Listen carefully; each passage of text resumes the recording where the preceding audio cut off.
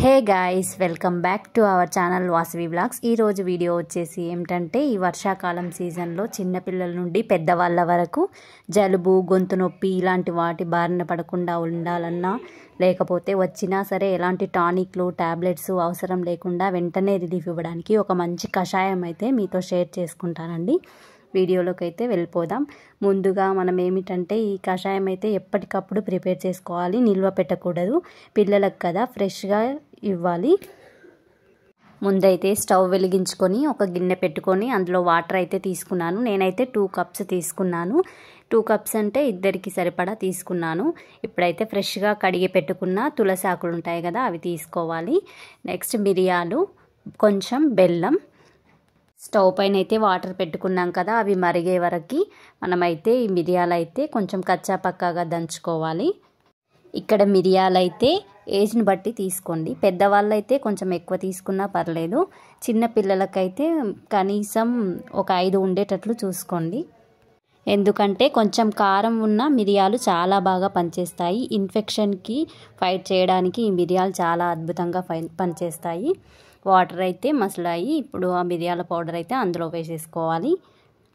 పెద్దవాళ్ళు అనుకోండి 1 కప్పు కషాయం అయితే తాగేయచ్చు. ఇది చిన్నపిల్లలు అనుకోండి 1/2 కప్పు తీసుకోవచ్చు. మరీ చిన్నపిల్లలు అనుకోండి ఒక 2 స్పూన్స్ 3 స్పూన్స్ అయితే తీసుకోవచ్చు. నెక్స్ట్ అయితే కడిగి పెట్టుకున్న తులసాకులు అయితే వేసుకోవాలి. అసలు ఈ తులసాకు అయితే ఎంత పిల్లలకి జలుబు చేసినప్పుడు క్రాంకీగా ఉంటారు, అదొక చిరాగ్గా కనిపిస్తుంటారు కదా, సో దాని నుంచి అయితే బయటికి తీసుకొస్తుంది. క్రాంకీనెస్ అయితే ఉండదు. నెక్స్ట్ ముక్కు దిబ్బడ అలాంటిది అయితే ఉండదు. కాఫ్ అయితే వెంటనే తగ్గిపోతుంది అన్నమాట. తులసాకులకు ఒక ఇన్స్టాంట్ రిలీఫ్ అనేది వస్తుంది.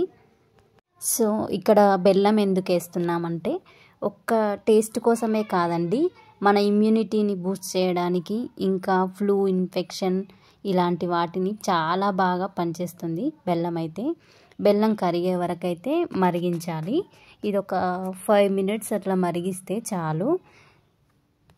ఈ కషాయాన్ని వేడిగా ఉన్నప్పుడు ఇస్తే చాలా రిలీఫ్గా ఉంటుంది. మీలో ఎవరైనా మా ఛానల్ని కొత్తగా చూస్తున్నట్లయితే లైక్ చేయండి, షేర్ చేయండి, సబ్స్క్రైబ్ చేసుకోవడం మాత్రం మర్చిపోకండి. అంతేకాదండి, మా ఛానల్ని ముందుగానే సబ్స్క్రైబ్ చేసుకొని చూస్తున్న వాళ్ళందరికీ చాలా చాలా థ్యాంక్స్ అండి. కషాయం అయితే మరిగిపోయింది. దాన్ని ఒక 2-3 మినిట్స్ అయితే అట్లా మూత పెట్టేసి ఆ తర్వాత వడగట్టుకొని తాగేయడమే.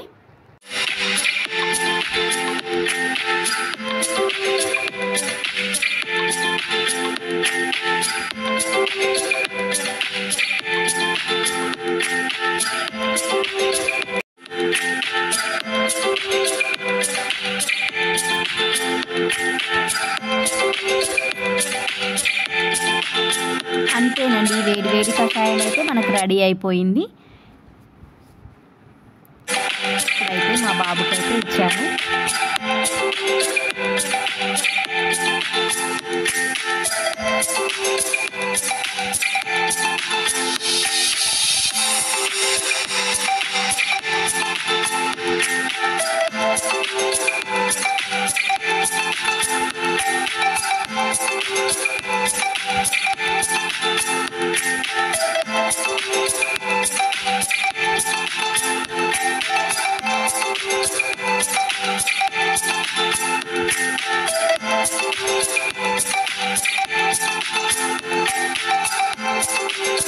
Like, share, subscribe my channel.